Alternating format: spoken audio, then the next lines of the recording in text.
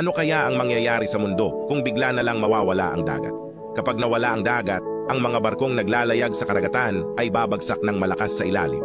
Siyempre, pati ang mga isda at hipon sa karagatan ay maaapektuhan din. Sa puntong ito, baka isipin mong pwede kang pumunta para kumuha ng isda, pero huwag kang masyadong matuwa. 3 minuto pagkatapos mawala ang dagat, magkakaroon ng vacuum crater na 1.3 bilyong kilometro kubiko ang mundo. Ang hangin mula sa kalangitan ay mabilis na dadaloy papunta sa Partawaisan metrong malalim na crater. Magdudulot ito ng matinding hangin. Ang mga puno sa lupa ay tatangayin papunta sa ilalim ng tuyong karagatan. Sa loob ng 1 oras na mawala ang dagat, mawawalan ng bigat at presyo ng tubig dagat ang mundo. Ang crust ng mundo ay gagalaw at magkakaroon ng mga lindol. Habang pinupuno ng hangin ang lugar ng karagatan, biglang magiging napakababa ng oxygen sa lupa. Para itong nasa 4,000 metrong taas mula sa dagat na magdudulot ng matinding altitude sickness.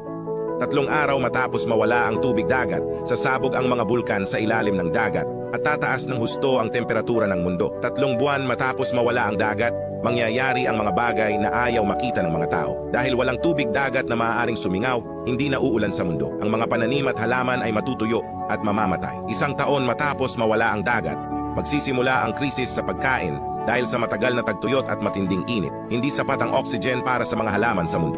90% ng